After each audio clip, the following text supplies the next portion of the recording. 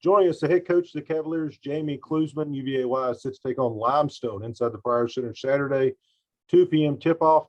Coach, I'm not sure when the last time was that this happened. You've had a week off, and it didn't involve COVID-19 protocols, and it didn't involve winter break. So we'll start there. What have you guys done with the team in this week that you've had off to try to get ready for the stretch run? We've just really increased our intensity in practice. We went back to every drill that we do in practice has been very competitive. We score everything. So, we kind of treated Wednesday as if it was a game day. We did a lot of full court work, just trying to mimic the best that we could as us playing a game because everyone else in the conference was playing. So, we try to keep our week similar to as if we were playing Wednesday, Saturday, but we just try to, get the cardio in, get a lot of reps up when our legs are tired to hopefully help with our shooting percentages going down home stretch here. On Saturday, you could have a milestone reached. Junior guard Nia Van Zandt enters with 993 points. So she's 7 now away from becoming the 23rd player in program history to reach 1,000. Speak on Nia a little bit, and really she has the ability, if she decides to take that COVID season, to put up some really lofty numbers here in her career. Yeah, it's an incredible feat.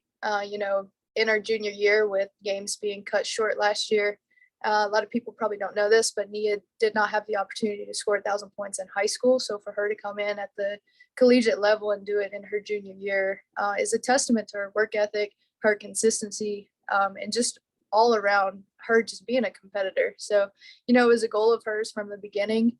And like you said, if she were to take the extra year, and I hope she does, we'll just increase that goal and, put it within reach and just have her work,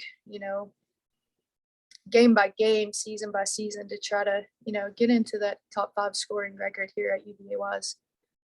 All right, there's 9 games left in the regular season. Your squad's a half game out right now of the final SAC tournament berth.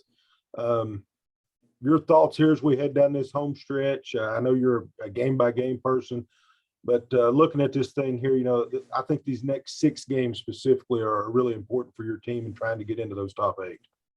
Yeah, definitely. I am a game-by-game person, but, I'm just like any other coach. I'm looking at schedules, looking at opponents' schedules, trying to run some numbers and things. And like you said, the next 6 games are huge for us, but try not to overlook Limestone. They're sitting in 5th place right now. So that would be a big win for us. And it's kind of crazy if you look at the standings, 1 through 4, it's basically 12 wins and then it drops down tremendously. So I feel like, those next few spots are up for grabs for anyone.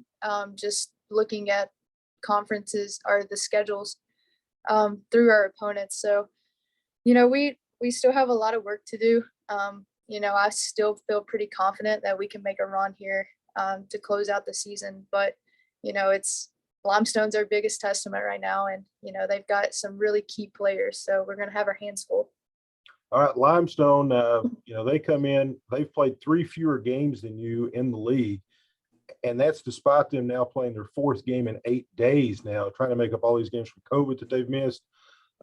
Played them way back the first conference game of the year in November. They came out on top 75-68. Quinn Bird was big in that game.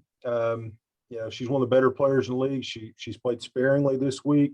I guess we'll start there, and maybe something I don't know in regards to her and the game plan against the Saints. Yeah, Quinn Bird, she's an incredible player. Super explosive, can score in all 3 areas. She's almost impossible to guard. You take the drive from her, she's going to hit the step back 3. You take the 3 away from her, she's going to penetrate and shoot the pull-up jumper. So, we've got some different ideas on how we're going to combat her scoring, but, they put a lot of key pieces around her. So if you prevent her from scoring, then you have Reagan McCray, and then you got Cargo, who just went off for 45 points at a program record. So, like I said, they have a lot of key pieces, and I feel like they have a lot of length with their positions, like pretty much 2 through 5.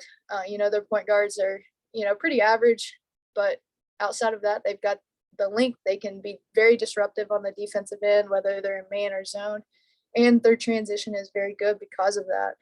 Super athletic, get out and really put up numbers on the scoreboard. So we'll try different things to help prevent their high scoring, but it all comes down to us. We've just got to get back to playing how we have played in the past, and that's sharing the ball and just being consistent.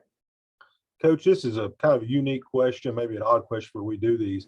How difficult has this been for you and your staff here for the last year and a half, 2 years with COVID, just preparing for teams in general? You go look at game film and box scores, and you see that someone, doesn't play, and then they play another game and they don't play. I mean, this has to have been the oddest thing for you as a head coach or assistant coach here the last 2 years, strictly from game preparation.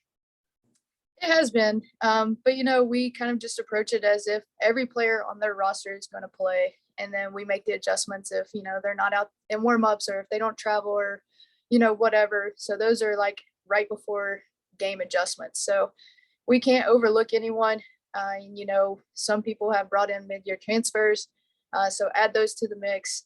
So it's something different every day, and sometimes we prepare for a team and then end up not playing and have a quick turnaround to prepare for a different team. But, we're just thankful and grateful to be playing the games that we are playing, because unfortunately some people aren't given the opportunity because of COVID. So, every game that we get to play, we're thankful for.